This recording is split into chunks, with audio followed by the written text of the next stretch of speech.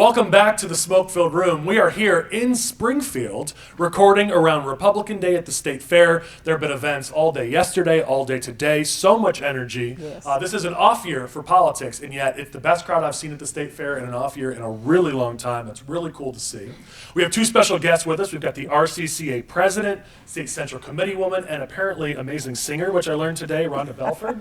So thanks for joining us, Rhonda. Thanks for having me. Sharing her perspective from the party side. And then we have State Senator Steve McClure, who, before getting into politics, was a prosecutor and is a leader on criminal issues and criminal justice issues in the state of Illinois. Thank you, Steve, for joining us. Sure.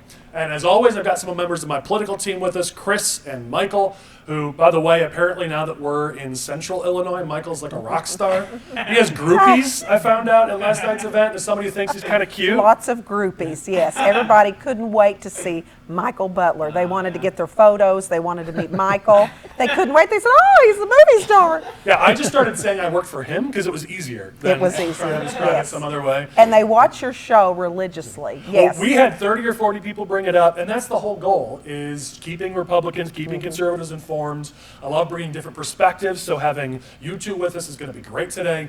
And you know, it's all to share that information. And by the way, a shout out to our producer, Lane, who's behind the camera, because so many people talked about how they could just jump to the topic that was most interesting to them, that they didn't have to sit through the whole thing. There's certain topics they enjoy.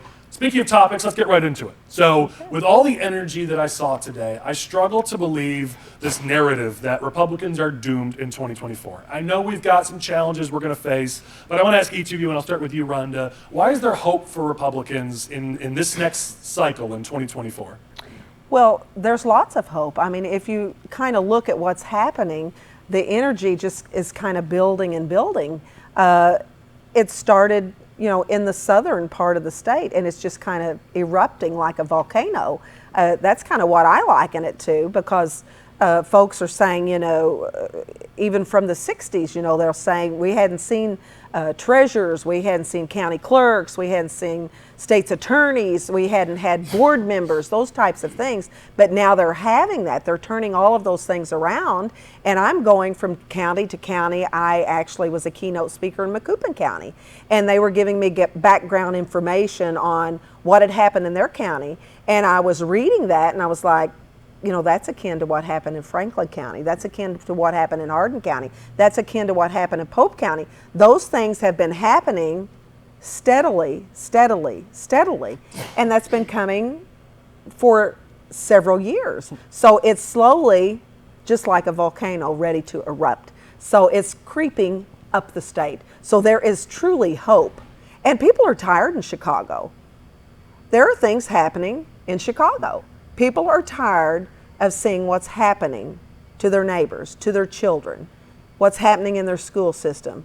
So it's going to happen. So it's just a matter of time. I'm a glass half full kind of girl. Never been a glass half empty. And just like I told him in Macoupin County, I'm an old cheerleader.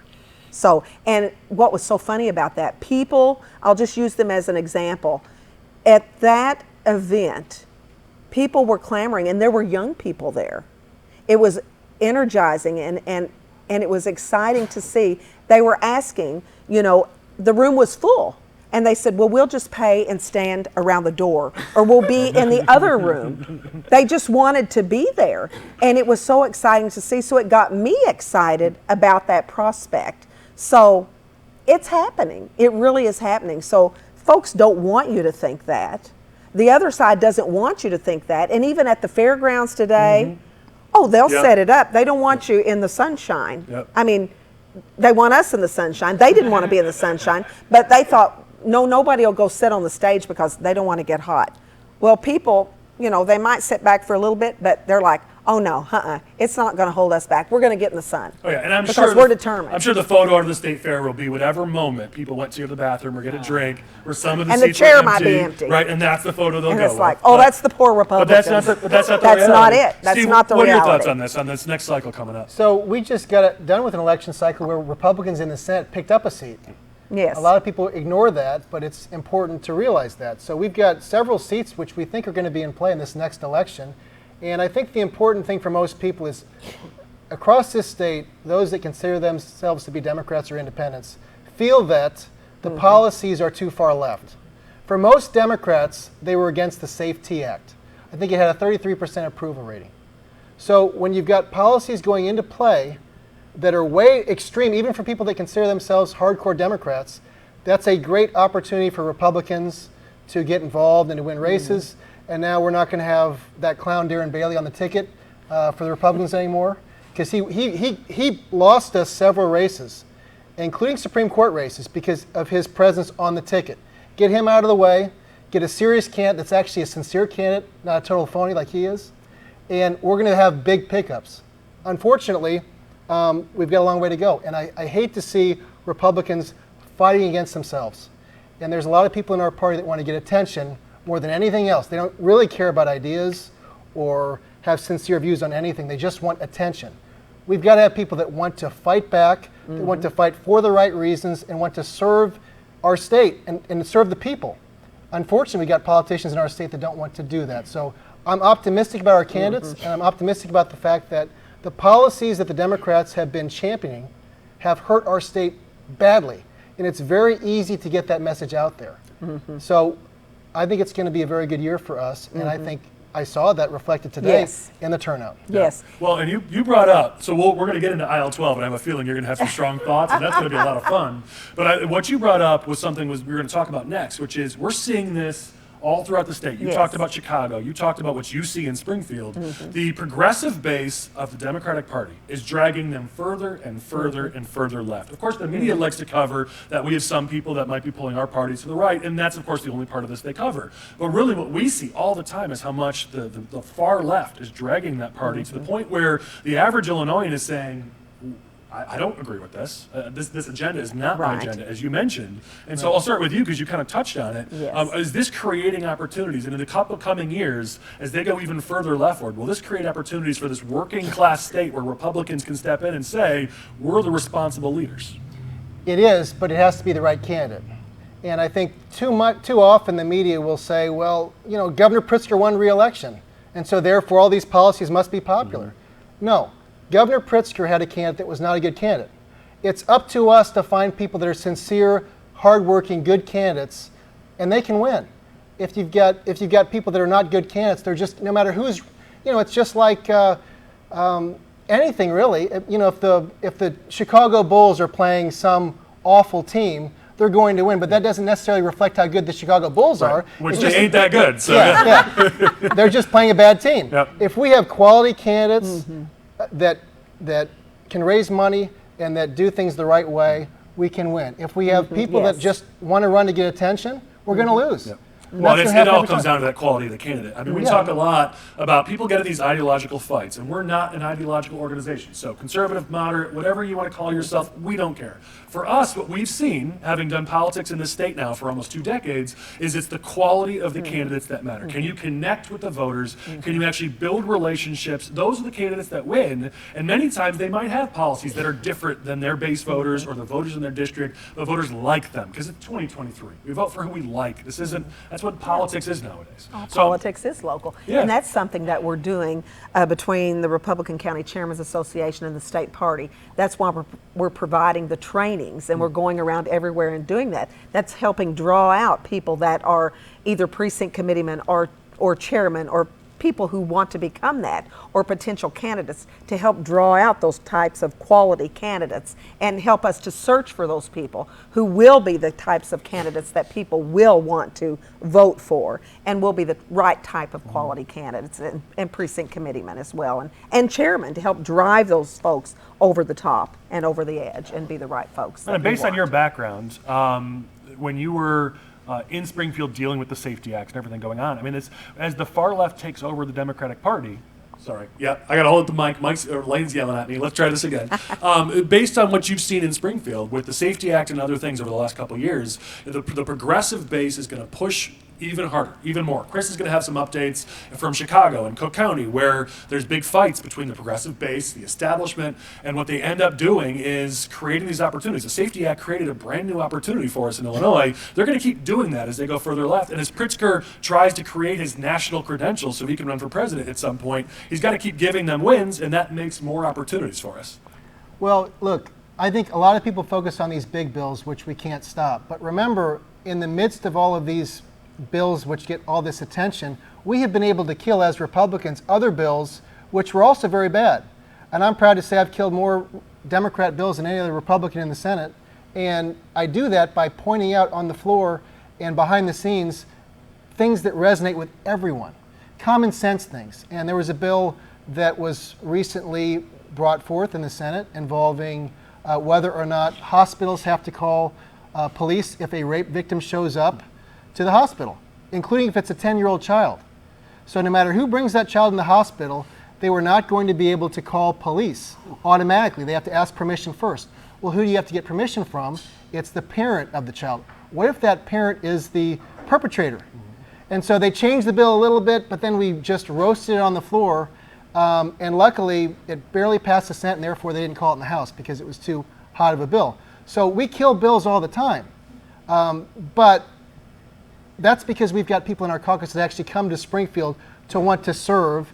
And we try to have a relationship with our colleagues on the other side of the aisle that lets them know that if I'm saying something, I'm sincere about it. I'm not fake about it. Yep. Right. Because when you lose You're the not trust, grandstanding, it's right. real. Right. But that's important not just in the Capitol to have trust with your colleagues that, they may disagree with me when I speak, but I'm not making things up when I speak.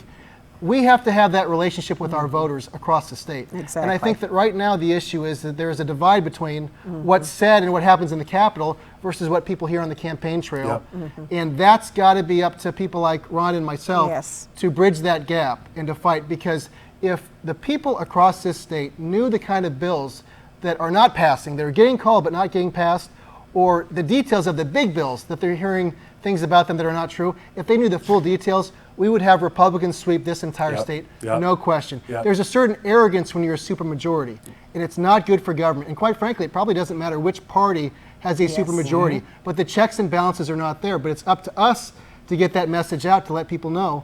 And I think if we do that, we're going to have a great election Yes. cycle coming up. Yeah, I think it's a great point, and it was brought up several times today that the Democrats don't really take us seriously at this point. They think they have this in the bag, and so they are stepping further and further out and making more potential mistakes. That's going to create openings. We gave kudos last week to Tony and the House Republicans because they were starting to put out more press releases and make the public more aware on things. I know Whitney with you guys in the Senate's working really hard, and she's been putting information out. I see both caucuses are starting to get better at this, at letting people know, lifting the veil, if you will, of what's actually happening in Springfield. And I think that the more people see the craziness of what the majority party is doing in Springfield, they're going to realize we're not the extreme ones. As a matter of fact, it's the Democrats who are extreme in the state, not the Republicans. And when we polled this after the last election, what we saw is that even though Pritzker spent, $50+ million, $70 million, whatever it was, painting our party and our nominee for governor as extreme, when we polled it, voters were just as likely to say that Democrats are extreme as Republicans. Right. And so even though that they've been pushing this narrative successfully against us for years, voters actually think both parties are extreme. There's an opening here for us, but they need to see these extreme things that the Democrats are doing in Springfield, that they're doing in Chicago and Cook County, which I know Chris will update us on in a bit. When they see these things, they're going to start to realize, wow, actually, Republicans might be a little bit more normal. Right. Well, look at what we had to deal with the Safety Act. When that first passed, we got accurate information about what the Safety Act contained. We had Facebook posts that were fact-checked by Facebook that said this is untrue because there was an AP story that said these things aren't true. Guess what? It was true. You literally copied and pasted the bill. I mean, yes. Yeah. Yes. So Pritzker and others gave speeches about how we're all lying and Fake it's not. news And then and magically, we go into session, and before the Safety Act takes effect, they change a lot of these things we talked about. Yep. Well, Yep. wait a second. If we were lying about these things, why'd you change it? Yeah. But then they say Either we were lying or we were right. Yes. Yes. If Which we were is it? lying, then they wouldn't need to be changed. Yep. But Yep. then they spun it. These are clarifications. These are modifications.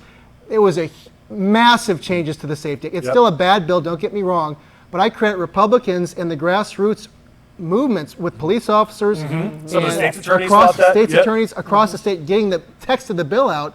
That's what caused these major changes. And the media still has not admitted that they were major changes. They still act that it was clarifications, Yep. it was minor things, and we were right all the time.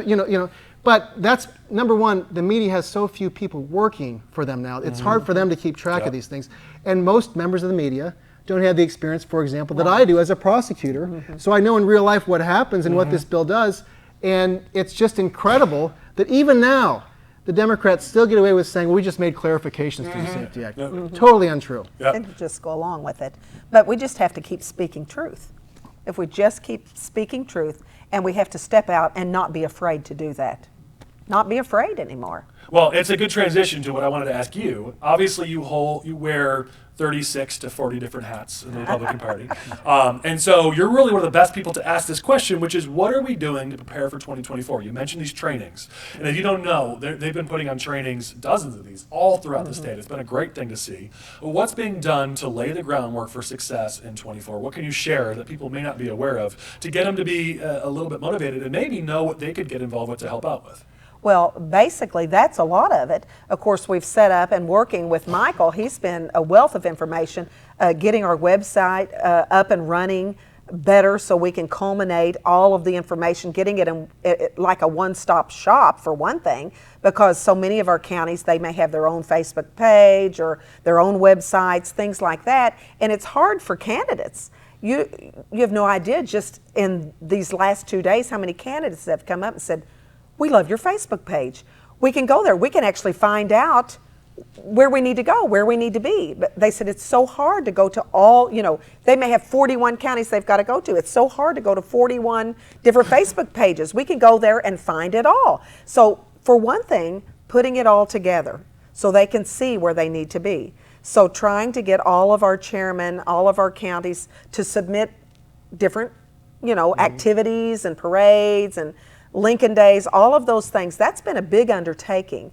That, in addition to the trainings that are going on, in addition to working with the state party on different levels, on working with the grassroots, because we've got so many people that have come into the fold because of different reasons, agenda types of reasons, candidate types of reasons. So trying to mesh all of these different people together who may or may not understand even what our organizations are. Some don't even understand what the RCCA is. What does that stand for? Republican County Chairman's Association. It's very basic, trying to just teach and instill what we even are. Well, what is the ILGOP? Who is that? That it's a bottom up, that we really, it is a grassroots from the bottom up with your precinct committeeman. It's just teaching and telling, and sometimes that's over and over and over again. So a lot of that is just an educational component in many different forms and fashions, molding and melding, and something I was telling folks the other day, it's just almost like kneading bread, just bringing everybody in together. So once we get it done and we bake that cake, we're really going to have something. Yeah. Well, I know there's a lot of work going on behind the scenes, even just bringing grassroots groups together Yes. and the Republican Party together. We've got some people who are watching us, and one of them is Larry Smith, who Yes. he's right now one of the leaders in the party to bring grassroots groups together with the Yes. party, and how do we support each other. Michael, I'm curious if you've got thoughts as well on what's being done to prepare for 2024 on the party side. Since we're here on Republican Day, we should talk about the Yes. Republican Party. Well, I think we're doing a lot of things to try to unite the Republican Party, everywhere from Chicago to Cairo, and the trainings have been a huge success. We've had great turnout at those all over the state, and people are learning, the skills and then getting access to some of the tools and stuff that they need to be successful in these upcoming cycles. And I think, it's easy for people to get aggravated or disappointed by election results, and we haven't done as well as we would hope on a lot of things. But if you look over the course of the past decade, I know Rhonda and I, we've kind of had a front row seat to a lot of these races going our way. I grew up in Hamilton County, and when I was in high school, every countywide was a Democrat. We had 2 Democrat state reps and a Democrat state senator, and now it's all Republican countywides except coroner, and we have all 3 of those legislative seats. Now I'm over in St. Clair County, and we're sending 7 Republicans to Springfield, and the Democrats are sending 3. So if you would have went 20 years ago, that was East St. deep blue. Louis, Yep. Belleville, Fairview Heights, Caseyville, those areas, nobody would expect that. Yep. If we could go back in time to 2004 and I told somebody, hey, we're sending 7 and the Democrats are sending 3, they'd be like, there's no way. That's not accurate. So, like, we've made a lot of progress. We just got to keep building on that momentum and just kind of take it to the next level. And I think that really comes down to, like, it's really like beauty shop, barbershop. Everywhere you go, you got to be telling people about what's going on, what the Democrats are doing, how far out of whack they are. I had a good conversation. I was in Christian County yesterday morning at a gas station, and I just started talking to the guy at the next pump, and I'm like, about gas price. He was complaining about gas prices. Said and then Biden did that? The next thing you know, oh, absolutely. I said, that's Joe Biden for you, right? And let's get him out of there. Did you get one of those stickers? The Biden I did that wish. stickers? I need to have some, like, ready to go, you know? But it's that small talk stuff, and, like, it just adds up. You know, everywhere you go, you got to have those conversations, look for those opportunities, and make sure people understand that the decisions that are being made in Springfield and in Washington, D.C., that's what is causing all of these problems that we see, like inflation and public safety and all of that stuff. Like, you got to trace it back to the source and make sure that they're aware of that. And I know that, you know, RCCA, House Republicans, Senate Republicans, the Illinois Republican Party, like, they're all working, you know, 24/7, 365 days a year, try to get that message out. And they're all working together. Absolutely. And we are seeing a lot more unification than Yes. we've seen, Yeah. which is great. Yes. Just on behalf of your groupies, you mentioned beauty shops. What beauty shop do you go to? They may Well, want to show you there. I don't go to beauty shops, Do you get your but nails did? barber shops. Okay. Yeah. Yeah, absolutely. Okay. You just know? mentioned beauty shops. Well, So I felt like it's- you had some personal connection. Well, I mean, we got to have people going to those too and spreading the good word, you know, fighting the good fight and getting that out there. That's going to be the next But plan. We're going to send Michael to every beauty shop. There you go. I'll go to the barber shops and Rhonda can go to the beauty shops and we'll have it Yes. covered. Yes. All right. That sound good? We'll leave no stone unturned, or beauty shop either. Amen. That's right. All right, so let's move to the next topic. There's a big thing in the news this week, and we actually have a nuclear physicist, did I get it right? In the room, who's very hopped up on this bill specifically. Pritzker vetoed a bill that was bipartisan. It was called, let me make sure I get it right here, the Small Modular Reactors Bill. But in essence, what it was going to allow were smaller facilities, and you're probably going to give us more details on this, within those nuclear facilities. And it was, everyone said it was a good idea. Like, universally, everyone agreed this was a good idea. And yet, there was a very, very small minority among the far left progressive base that didn't like it. Pritzker decided to appease them and veto the bill instead of actually sign what was a good bipartisan bill that would have been good for the state of Illinois and good for the environment, by the way, all to play politics. So since obviously you're in the front lines of this, I want to pass it to you first, Steve, to get your thoughts on, I mean, this just happened a few days ago, so I'm curious your thoughts. Well, I think that if you watch a policy from Governor Pritzker, you're going to realize that he's going to go wherever he thinks he needs to go to set himself up to be the Democrat nominee for president should Joe Biden get out of the race. This is a prime example of that. The sponsor of the bill didn't know it was going to be vetoed until the last moment, really. And that's because, well, geez, these, you know, if I sign this bill, is this going to hurt me with the progressives in the primary? We don't need that as a state. We have to have a state where we've got people that want to be the governor of the state of Illinois. Everybody's got their sights elsewhere all the time. And unfortunately, this is a good policy that was a big victory, bipartisan victory, that sort of tried to stop some of the damage from the crazy energy bill, which has caused energy prices to skyrocket and caused us to now try to buy our energy, the same energy, from other states, which doesn't make any sense. So this was trying to get us on a more reasonable path, and that's why you saw so many Republicans and Democrats vote for it. And instead of doing what was best for the state, the governor wants to think about whether or not this is going to hurt him in a Democrat primary for president. We gotta do better than that. Yeah. Our state deserves better than Well, that. you mentioned CEJA and some of these bills that have been passed that want to move Illinois to carbon neutral energy by 2050, I think is the year. And this was a step to do that. And we all talked about when CEJA was passed and some of the other bills that were passed around that agenda, how this was going to make energy bills go through the roof. And they are going through the roof. Right now, the cost of energy for consumers, whether it's local families, I know manufacturers, they're dying right now with the bills that they're paying for their energy. And this is killing businesses and families to raise their costs costs. And so, first of all, that's a problem. We're raising costs on everyday Illinoisans, even though Democrats like to say that they're for working families, yet they're jacking up the energy rates for working families. And then a bill comes up to try to give some relief and maybe start to export energy yet again instead of importing it like we are now, and we veto it. So what is it? Is it just a talking point for Pritzker and the Democrats, or do they actually care about working families and small businesses? It's a talking point. When you're only focused on politics, everything's just a talking point. So even sound policy, if it hurts you politically, you're not willing to go there. And I think anybody that gets into public service has to take some votes or positions that are bad because they're in the best interest of your constituents. The governor is too focused on the presidential race, and I think he's going to find that probably Joe Biden is going to run for president, and he's going to be boxed out. And so then what? You just have a state that's got all these horrible policies that we're stuck with. And then he leaves office, and all of us have to live with his horrible energy policies and crime policies and everything else. It's ridiculous. And that's why, so many people are fed up. But people need to stop being so fed up and angry and calling each other names and start actually moving towards a successful Republican victory, which is what we need to work on. So what you're saying is that there's a clear target on the other side. Maybe start aiming at that instead of aiming at each other. Exactly, but also a lot of people, and I would say that some of the leaders of our party have caused this, but they've started to just call other people names. You're a bad person, you're this or that. People are not going to be convinced of your position if your response to their argument is you're a piece of garbage or whatever. Right. They're going to be more responsive if hey, here's the details. I think you're a great person, but I think maybe we agree about this. That's how you get people to come to your side. You don't say you're a rhino, you're a this or that or whatever.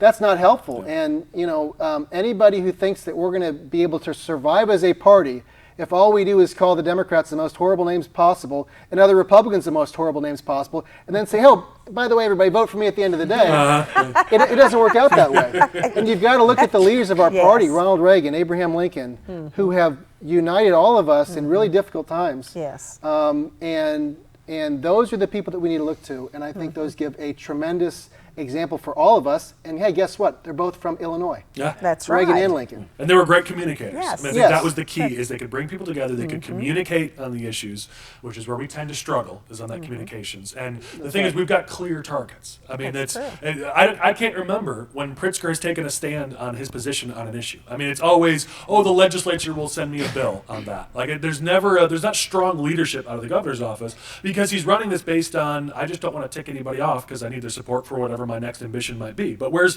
the strong leadership we were promised on this is the right thing, even if it's not popular with my base? I mean, tell me one thing Pritzker has done that his base wasn't in love with. I mean, at some point, when is he going to stand up for the moderate working class state that this is? The middle, when he's always on the left, keeping his base happy. I mean, where's that leader we were promised? And he's got so much money that the rank and file members of his party don't have the guts to stand up to him. All right. And you look at him, he basically gives a national speech yesterday at Governor's Day, calls all Republicans liars about, we're the liars. Aren't you the guy that promised fair maps, Governor, that you veto those? I mean, these were not just off-the-cuff remarks going from one event to the other. These were campaign talking points that he talked about over and over, and he reneged on so many of them. And we're the liars, really? Yep. Just like the Safety Act, Republicans are lying. Oh, then we're going to change all these things you talked about, but you're still the liars. Yep. I mean, come on, they're not going to survive as a party if they keep calling us names, and we're not going to survive as a party if we keep calling them names. The good news is, though, their policies are crazy, and all we have to do is point them out, and the average person, whether they're an independent, Democrat, or Republican, they're going to vote Republican if they know the policies. Well, this nuke bill, I mean, I don't know that anyone's done any polling on it. Maybe it's a good idea. Maybe we should get Abe to run a poll on it. I mean, just the details of this bill, guaranteed it gets widespread support throughout the state. I mean, guaranteed from the actual people of this state, they would be very much in favor of this bill. Yet, here it is. Now we got to try to fight it and override the veto session. Are you hearing anything on that? I know veto session's coming up in October and November. I know Resin's already filed to have this overridden. Are you hearing anything about it, or is it too early for that? It's too early. Yeah. Obviously, Senator Resin, who's been a tremendous leader on this issue on so many, and I'm proud to say she's been a great leader in our caucus, she's going to continue to fight for it. So I'm supporting her, and we'll see where it goes, but she's going to give it quite the fight, and I hope she's successful. Yeah. Well, I mean, if anyone can make it happen, it's Sue Resin. So Absolutely. We'll see. Talk about being able to raise hell. She can definitely do that. So I want to stay on a similar topic, because we talked about this recently on an SFR, but we've got special guests now. So I want to get your thoughts.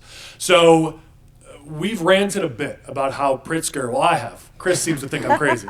How Pritzker gets a pass by the media. He gets a pass on pretty much everything. I mean, we look at if it was a Republican, under a Republican administration where over $5 billion was wasted for fraud and abuse by IDIS, and people were making phone calls to the Department of Employment Security to get their checks to try to make it through COVID, and they couldn't even get through to somebody, and they couldn't get their money for months. I mean, if this happened under a Republican governor, they would be completely vilified. But under Pritzker, it was just swept under the rug. And Pritzker just said, "Oh, that's what happens. There's fraud all the time. It happens." Okay, $5 billion of fraud? I don't think so. No. But it's not just that. It's when you look at the PPP fraud.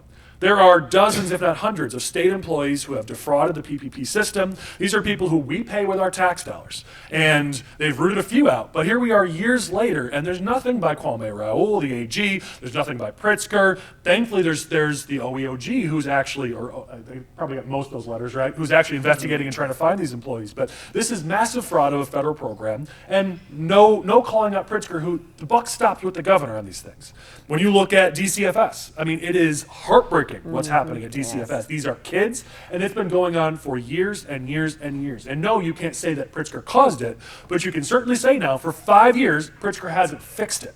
And then you look at, okay, tell me how to say it right. Shote mental health. I don't want to screw it up. You look at Shote, you look at some of these mental mental facilities, these disability centers, where there is fraud, there's abuse, there's cover-ups, there's gross stuff that if I said YouTube would censor me. Yeah. And this happened under Pritzker's watch. And still, he just says, "Oh yeah, we put some more money towards it in the budget," and that's it. The media doesn't push him on it. The media doesn't go after him. You know, there's been stories about how Pritzker's name recognition and his positive name recognition is so high, and I would venture to say a major reason for that is the media never holds him accountable at all. Is it because of his large checkbook, or because it's a blue state and they want favorable, coverage? They want he's got a good press secretary and press shop. Is that why? But what is the reason why Pritzker doesn't get held accountable, and how the hell do we start to hold him accountable? Do you want to start us, Rhonda? That's a very good question. I'd say it's a little bit of all of it. I'd say it's a culmination of all of it. It's his money, it's his power, it's his politics. I'd say it's all of it. Yeah, but you would agree, just like Joe Biden. If this was a Republican, if Rhonda was still in office, and these things happened, it'd be front page of every newspaper for weeks. Oh yeah, it would be. It would be. Yeah, I certainly I can't speak to it because I don't have his money. But like they say, money talks. But honestly, I don't know. I don't know how we can other than elect Republicans and get him the heck out of there. That's the only way I know we can do anything about it. The problem now is that we have such a fractured media where you've got lots of small town newspapers are dying off or dead, and they've got very small staffs. The same is true with television media, really. And so they don't have the resources to cover things in the way they did maybe 10 years ago. And so the only true way to get your message out or get a story out is by purchasing it yourself, and that's why in his re-election effort, Pritzker spent so much money. Yeah, so he personally bought these narratives that he can just pump out, pump out. So the only way to really truly counter that is to get things out via social media these days and try to raise their own money and get our own narrative out, because that's kind of where it is. It's all about whoever's got the money is going to be the most powerful person in the state, because they're going to be able to overcome anything that's in the local media, because the local medias are so weak at this moment. So that's kind of where it is. And it is a Democrat state. I do think that the average person covering a statewide story thinks that because the person in office is a Democrat, because it's a Democrat state, that they don't want to sort of alienate that reader or viewer, and so they want to sort of push that narrative because they think that it's what they would want to hear. But I think that I would push back on that, because I think most people, if they knew how extreme these policies were, even on principles that maybe most Democrats basically agree with, when you read the actual language of the bill, 99% of the people in this state are going to disagree with the bill. Right. And and that's kind of what we're dealing with. And I'll give a great example. So we were debating a bill on the floor of the Senate involving whether or not a driver could have an obstructed view of their windshield. And the sponsor of the bill said, well, this is to make sure that people that have dice in their windshield don't get pulled over. And I said, why don't you make your bill say that then? This bill allowed for an entirely obstructed windshield in the state of Illinois, and you cannot be pulled over for the reason of having an obstructed windshield.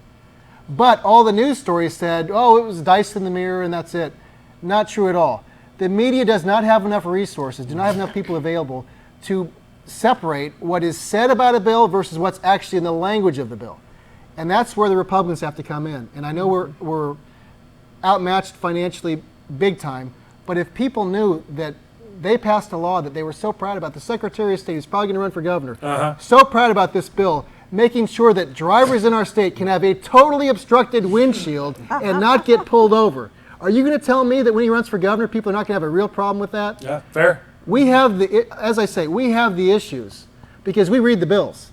They give speeches that have nothing to do with the actual bill, and the media does not have the resources or the time or the energy to sift through the speeches from the actual language. Well, we do, and guess what? We've got a few years now to prepare for the next governor's race, and we need to call them out on this nonsense. Yeah, yeah. I mean, what's amazing to me is you're right. A lot of the news media used to have so much more staff and coverage in Springfield, and it's a ghost town now in terms of how many people they have to cover this. And so, in their defense, how do you keep up with that? There's just no way. Tough. But on the flip side, I do think there's this assumption that, as you said, it's a blue state. These are blue politicians. They must be just doing things that the people in this state actually want. And it's an inaccurate assumption. But when I do have private conversations with some of these political reporters, even some of the producers, they bring up to me how nuts some of these things that are happening by Brandon Johnson in Chicago, by Kim Foxx in Cook County, by some of the Springfield Democrats. They bring up to me how crazy some of these things are. So they are aware of it. I think they're a little afraid to put that on air, See, that's but the thing. they're aware of it. So the question is, how do we give them the guts to say, give okay, them the we're going to guts. hold these people accountable, because that's what they tell us. The media tells us that they're there to hold all politicians accountable, but that's just not true. They're definitely not holding the Democrats in this state No, accountable. they're not doing it. We've got to find, but that's where we're going to have to find the fire within us and the strength to do that. And then maybe that's going to carry into them, somebody, to have the strength as well. And the state party has hired their own, communications team that's doing that. So that's something else that they're doing, and people like yourself. So there are folks out there, but being able to deliver that message and sell that and help other media outlets that hopefully will start saying, hey, you know what? No, I'm going to kind of start pushing back, and we want to get the story, because they used to do it. Right. Well, even now, they when used to do it. you see some of the Democratic blogs, where Yeah. like even if they say something remotely negative about Pritzker, they do a quick like little apology at the end. I'm sorry that I slapped you a Oops, little I bit. didn't It's like- mean to. Ooh, right. but, And yeah. so I mean, it's amazing to me, and I think from our side, something you've been talking about in this episode of the SFR is if we start to run candidates that are more likable, more mainstream, more that the media would say, okay, these are the kind of people we're okay being seen around, that might help this problem. Because right now, if we're painted as extreme and the media believes that narrative that we're extreme, then if they do start calling out the Democrats, then it makes it seem like they're maybe on quote unquote our side. If our brand is better on our side and there's a little bit more interest there from the media, maybe there would be more interest to start calling out the Democrats and showing that they might be a little bit more balanced. Is there something there? Well, yes. I also think that relationships are important with the media. I mean, Governor Pritzker, people may not like me saying this, but he's a nice guy. You can talk to Governor Pritzker. He's very nice. He's got some good jokes. And a lot of media people liked Ronald Reagan, for example, and they treat him differently because he was a nice person and everything else. So the likability is truly very important. And actually, if you look at polling from the national races and the governor's races, if people like you, they're more likely to vote for you, even if they disagree with you. So we did not have a likable governor candidate this time around, and certainly that's a big part of it. And we have a party that has some of the best governors this state has ever had, from Jim Thompson to Jim Edgar, et cetera, that were very likable, that brought people together, that brought people in. We just haven't had that as a party for a while, and that can override a lot of things, including with the media, because if they like you personally, they maybe don't want to do something negative about you Yeah. because you're a nice person. Well, and we teach this in our classes. It's 2023. The average person, the average voter, the people who engage in politics, we vote for, we support people that we like. I wish that times were different. I wish that we'd sit there and look at policies and backgrounds and say, oh, he's a prosecutor, she's a nurse, I love that, I'm going to vote for them, I'm going to support them. But that's just not what happens. People support people that they like. That's where we're in right now in the social media generation, in this generation that we're at. And so the quality of candidates, we're full circle now, right from where we started. The quality of candidates really, really matters. If we run candidates who are likable, who can actually engage with the public, who, like Pritzker, can stand there and have a good conversation, people like that, we tend to struggle with it. Even on the national stage right now, we tend to struggle with it, finding those likable personalities.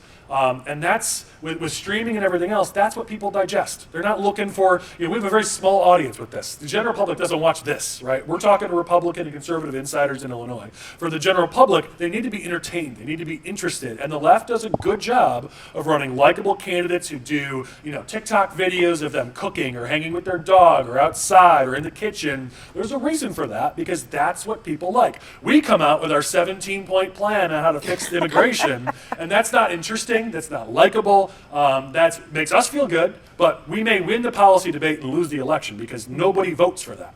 Well, you should have a 17-point plan, but you should be able to articulate in a way that's easy to digest. And that's one of the main problems that you see from all kinds of people. But I can tell you this. Here's the good news. I've seen the next generation of Republicans. I've seen what the incoming class of Democrats. Our Republicans are much more likable than the Democrats are. So that's, in the future, good things are going to happen for our party. But we've got to focus on things that can win general elections, which we have not done a good job of in the past. Yeah. Well, and that's something else that kind of came out today when I was giving my update for the county chairman and such. That's what we're here to do, to encourage, to motivate, those types of things. And that was part of what this was all about, is us getting together. Of course, COVID did a lot of things to separate us, but that's what the fair's about and everything, for us to get together and be together and encourage and move forward so we can get our candidates across the finish line. Well, you saw it today, just real quick, you saw it today even, and yesterday at some of these events, we saw a lot of young people, a lot of new faces, you saw a lot of diversity, we're seeing a lot of this now in our party, and it's not the party of, what I saw 20 years ago, what we've seen in the past. There is improvement. Now, of course, it's never going to be reported on.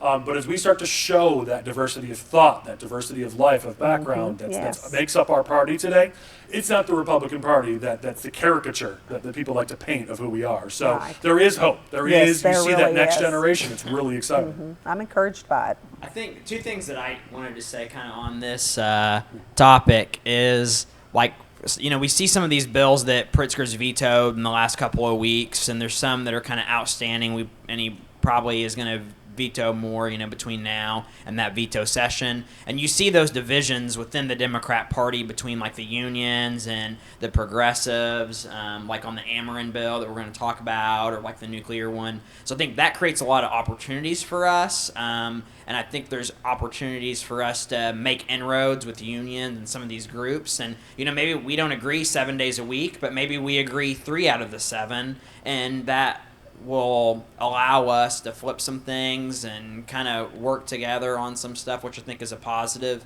And then also to the one second. Let's make that a topic. We're going to add this to the agenda because I think this is a really good point. I'm sure Chris has some thoughts, and I'm sure he's excited to hear you talk about working with the unions. But we saw a message up on the stage where they had banners and everything from the state fair today about how Illinois is for working families. Yes. And if you haven't been involved with politics for a long time, you don't know how much of an evolution that is for this party. To speak about being for working families, for workers, and you're starting to see it. It's why Republicans have done well in places like Will County. It's why Misty Buscher and some other Republicans have done great here in Springfield, is standing up for the actual workers of the state. And it's a newer thing that, love or hate Donald Trump, that Trump brought to our party to actually stand up for working families and blue-collar Americans, and it's starting to lead to success. And as our party gets beyond the days of the anti-union runner and gets into these days of being for working families, we are seeing improvement. I'm curious your thoughts, Chris, because I know this is right up your alley.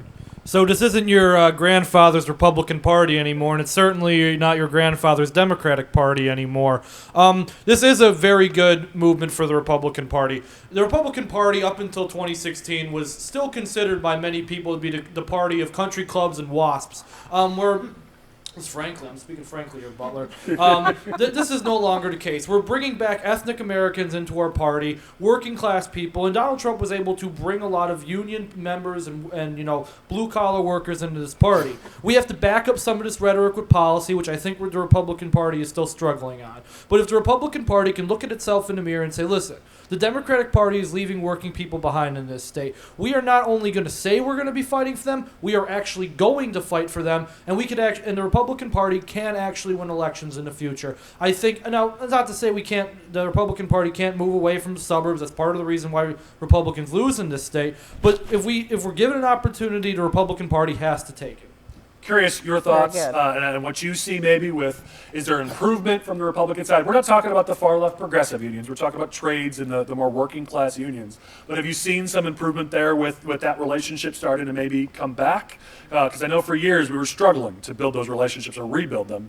Because during the Rhonda years, they just kind of, they died. Without question. I mean, if you go on just the policies, most people and most union people are for the Republican policies, period. And so throw the name calling out of the way. We've got to embrace people that support the same things we support. Yes. The only way to win in politics is to build coalitions. People think that now it's like conquer and divide. No, you don't divide people. You try to bring them together. Mm-hmm. And our policies are the right policies. And it doesn't matter where you live. I mean, we're the only party sticking up for those people in the poorest parts of our state that are getting ravaged by crime. Yep. We are the only people sticking up for them. Yes. And the people that they put in office are doing more to harm them than anybody else in our state's history. And so we've got to tout that. And we've got to embrace a big tent party that is for everyone. Once we do that, we're going to be very successful. Any thoughts on the union issue and the working relationship between, because we see it all the time, that even when union leadership isn't with Republicans, their membership for sure is. So, That's But we're now exactly. also seeing that even leadership is starting to say, okay, maybe there's something here. And as Chris said, I mean, it's a path to more votes, and we need more votes to win. Well, that's always what I've kind of seen more in the southern part. Most all of their members have always been, Republican leaned.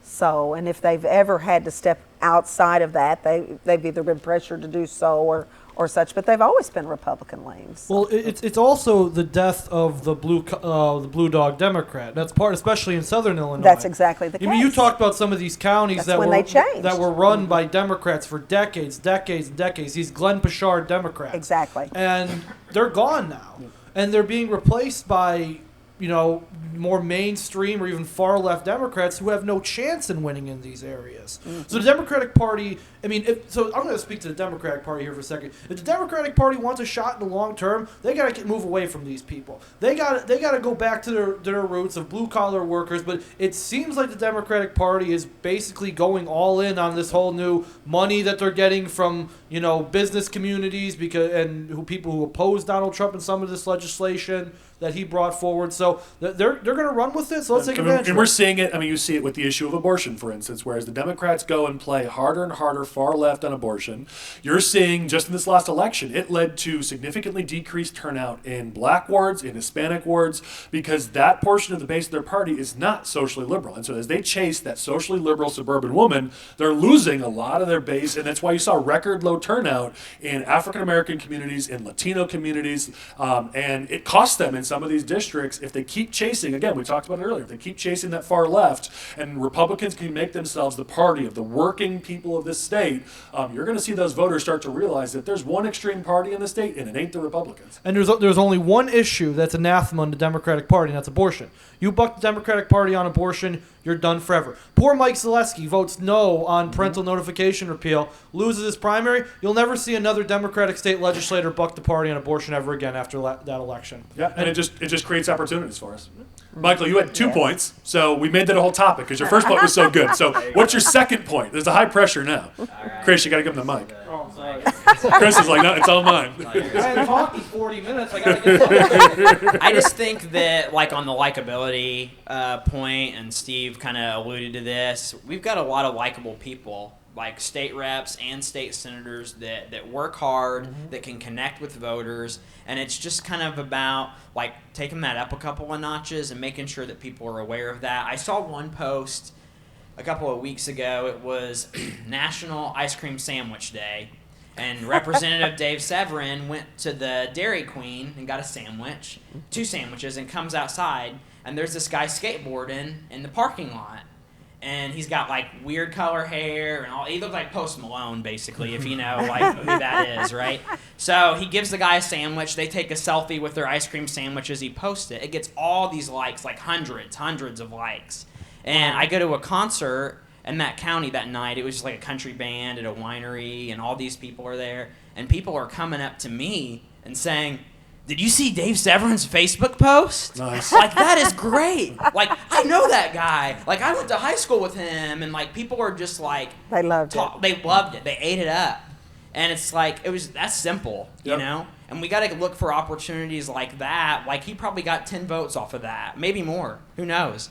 But, like, those So kind being of a real things go person a long and way. getting out there and showing that you're a normal person, that Absolutely. you're likable. And Yeah. it's National Ice Cream Day is not Republican or Democrat. It's not conservative just- or liberal. It's just be a real person. I mean, how many Yeah. times do these candidates post photos of their food or their dogs, and that gets the most likes of the week over their 18-point plan, which I agree they need to have. But again, the voters vote based on who they like. And so doing things like that, having an ice cream sandwich with a voter, that's what gets votes nowadays. And when you find people who can build those relationships, who can be likable like that, it goes a long way towards building relationships with the voters. All right, so in the last 10-ish minutes that we have left, we got to get to a few political updates. We'll be fast, but we got to talk about Cook County, because in the last week, Cook County had their slating process. If you don't know, Cook County Democrats this early pick who they're going to back for pretty much every position, and it's just August, so how they know now is because they chose them all because it's the machine. But here, they've done some interesting choices, and I know Chris wants to give us some updates. So tell us what happened in the Cook County slating process. So there's 3 main races that were slated at this. Yeah, it's this week's slating meetings. The first I'm going to talk about is Clerk of the Circuit Court. The incumbent Clerk of the Circuit Court is Iris Martinez. She was elected first in 2020. And she's had some issues with leadership in the party and leadership in the county. And she is currently the only countywide elected position official who is not loyal to county board president and Democratic Party chair Tony Preckwinkle. And when you say not loyal, she occasionally bucks what they say. Like, we're not talking about like way doing her own thing. Just occasionally she disagrees with them. Correct. And it's funny, some of the media, I've seen some of them report on this. It's like, oh, it's because Iris Martinez is backed by the FOP. That's why she didn't get slated. This has nothing to do with the FOP. It has nothing to do with it. It's literally because Iris does not go lock, stock, and barrel with Tony Preckwinkle on a number of issues. So she was not slated for Clerk of the Circuit Court, which is really not surprising to anybody. Who took her spot being slated was Mariana Spiropoulos, who is on the Metropolitan Water Reclamation District. If you live in that region, you hear her name in the media all the time. Like, BBM 780 loves her. She's in the news like every other week. It's been that way for like a decade. And she's had ambitions for some type of higher office for a while. There was talk that if in the future she might want to run for county board president when Tony's gone. So this is a logical next step for her if she wants to get her name out there more than just a water board. So she was slated. The other person who was going up for slating was Ira Corral Sepulveda. I'm sorry. Close enough. She was not slated. She's also under Water Reclamation District. She said that after she has not been slated, she will not be running in the race. So this looks like it's going to be a two-way race between Spiropoulos and Iris Martinez. Honestly, you know, there's things to like about Iris Martinez. This is going to be a really tough race for her now that she hasn't been slated. She does have, you know, appeal to Hispanic voters and working class voters by, you know, being pro-police and all these stuff. But this is Clerk of the Circuit Court race. It's a down-ballot race, and this is one where county slating matters. The next one I want to talk about is not really surprising. and that's Joy Cunningham being slated for Supreme Court. For weeks, the media has been talking about Jesse Reyes and his coalition he's been building amongst Latinos. Chuy Garcia, some of these people who have been pushing him for Supreme Court. He never really had a chance here. It was always going to be Joy Cunningham. She's the incumbent, and the black committeemen were always going to have more of a sway, and they want to have the black candidate be slated. Jesse's still going to run. Jesse ran last time against P. Scott Neville, so he's going to give another shot. Again, this is one of those races where I think the slating's going to matter. I don't think Joy Cunningham you beat, and she has an Irish last name, so the Irish people, they're stupid. They just vote for the Irish. Cunningham's going to win, but I think we're going to take a quick second to talk about this one because it's yet another example of the Democratic Party not standing for the Hispanics that make up a good chunk of their base in this state. I mean, we've been seeing this for a decade plus, and I'm sure you see it in Springfield. We see it all the time in politics, where the Democratic Party, they do whatever the Black Caucus asks for. But when it comes to giving Hispanics the number of seats that they should have in the state legislature, when it comes to giving them the number of seats they should have in the Chicago School Board, when it comes to giving them legislation down in Springfield, they are ignored time and time again by the Democratic Party. And my question is at some point, they start to realize that this party actually doesn't stand for the Hispanics of this state and maybe start to actually be open to talking to Republicans. And in our polling, we've talked about it. As we've seen, Hispanic voters are the number one demographic. When you bring issues up and you don't say Republican or Democrat, you don't say liberal or conservative, you just talk issues. The number one demographic that shows a willingness to vote on our side is Hispanics across the country. So it's a targeted demographic we've got to do way better at. And at some point, I think they've got to realize the Democratic Party does not stand for them. So I agree with you here, Colin, but in order for the Republican Party to take advantage of this, it requires good liaisons in the Hispanic communities. We need good leadership, and we need to spend time, resources, and money in order to bring these people back on side. We're seeing some natural transition to the Republican Party for a number of reasons. One, the Democrats are leaving them behind on a number of slating things, and just in general, they're taking them for granted. And in addition, it's just the Democrats are just not putting in the work to turn out these people, so naturally Republicans are going to pick up some votes by them not doing that.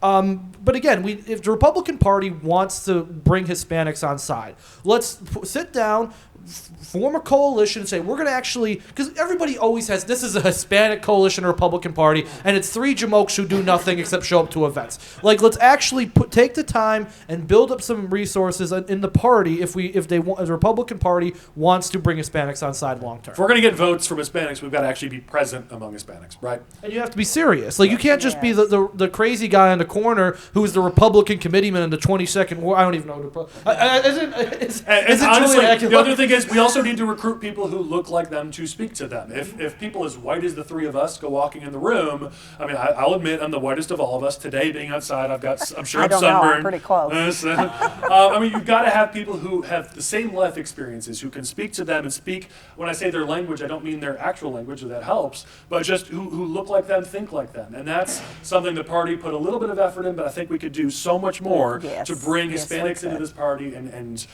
it's the number one demographic that will move our way. It's why we won the progressive tax, because Hispanics voted against it. And we've seen it. It's ballasted pretty well with Hispanics in Chicago. There are opportunities here, but we've got to put in the work. Exactly.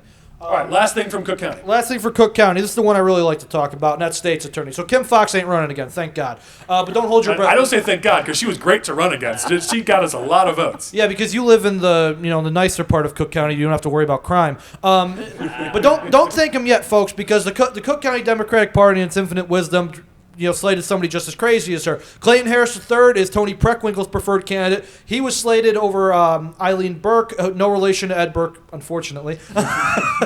In any case, Clayton Harris III was slated over Eileen Burke. Burke is still going to run again, and we're already seeing the media trying to do the same thing they did to Paul Vallis, and they're trying to say, Eileen Burke, this is a Republican in disguise because her treasurer on her committee is voted in a Republican primary, which is kind of a stupid mistake. She shouldn't have done that. But still, the media is already building up this Clayton Harris III guy. And the other thing I found interesting is I was reading something that said this was a unanimous vote to slate Clayton Harris III. And I just found that so unbelievable to me. Yeah, they do the acclamation. Yeah, Once the vote is yeah. done, they do a vote of 'Cause acclamation at the end. I remember how slating went in 2020 for Kim Foxx when Bill Conway was running against her, and there were committeemen who were up in arms. Like, please do not slate. You don't have to slate Bill Conway. Just slate nobody. This person's terrible for us. I can't go to my people with Kim Foxx on a palm card. We're not going to vote for any of these people. When it sits, so this is a good discussion as we're nearing the end of the episode.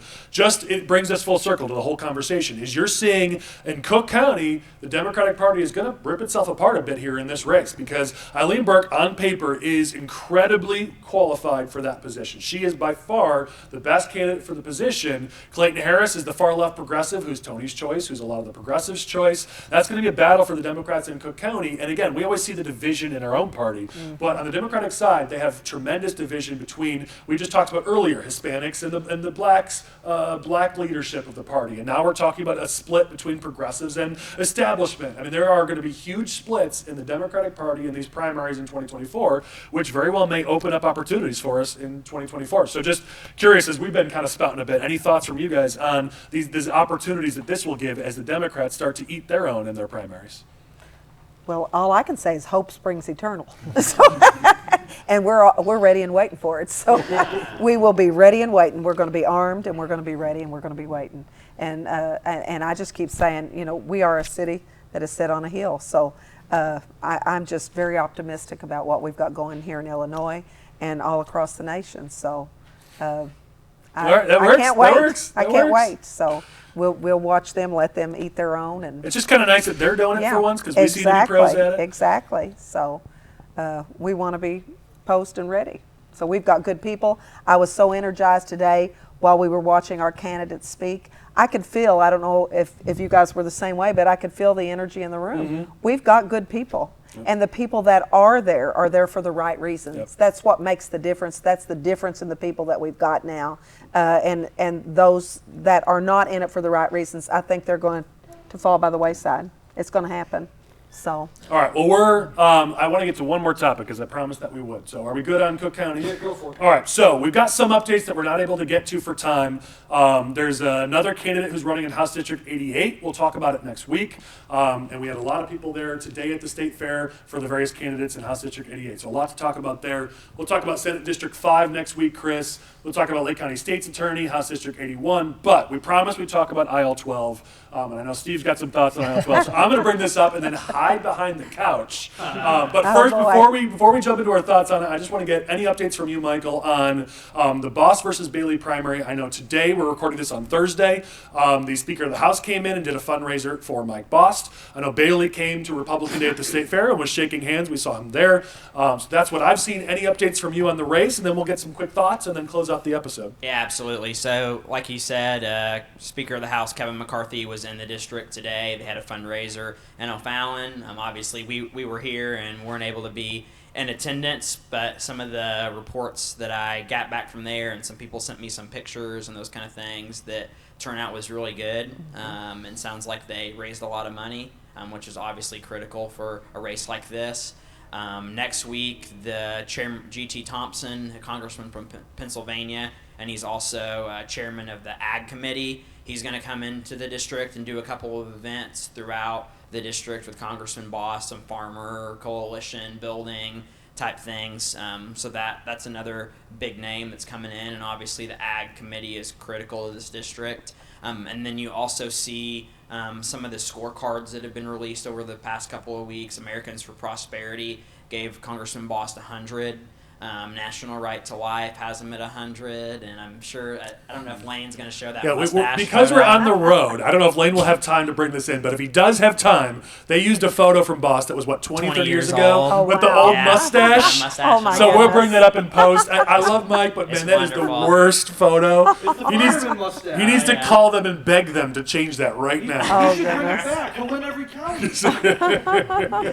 So Mike's continuing to build a lot of momentum, raise money, proving that he's got a strong voting record, which is, the things that he needs to be doing, and just continues to kind of box Darren out at every angle. So, Michael, I want to ask you about this, and then we'll open it up to thoughts on the race. So, I've been to only a few state fairs. You were the rock star there, and barely anybody knew who I was. But what I thought was interesting is, Darren came in with very little fanfare with a small group, and then stayed sort of in the corner on the side. When I picture Darren Bailey at the state fair, I picture him in the center, and everyone coming and talking to him. He's always been, especially when he was running for governor, was pretty popular with the grassroots. The fact that he was kind of standing off to the side, it just felt weird to me. Like, why aren't you out shaking hands and talking to everybody? Was I reading too much into that, or was there something to that? It was a very different dynamic a year ago, when state fair and there was a lot of attention and people were riled up, and there's a bigger group around Jesse Sullivan today than there was going to talk to Darren Bailey. And honestly, I've seen that. I've been in every county pretty well in this congressional district over the course of the last 6 months, and I've been to events that Darren has also been at, and it's kind of a similar vibe. That it's kind of like standoffish, and people are kind of disappointed that he's even doing this, and they don't really understand, and Mike's doing a good job, and those kind of things. So there has been a little bit of awkwardness. Yeah. All right, so I'm going to hide behind Rhonda here and just say, Steve, what are your thoughts? Well, my first thought is that all Darren Bailey ever does is run for office. He ran for school board, he ran for state rep, he ran for state senate, he ran for governor. The only office he's served in any capacity for any length of time was on the school board. And he voted for 15 property tax increases.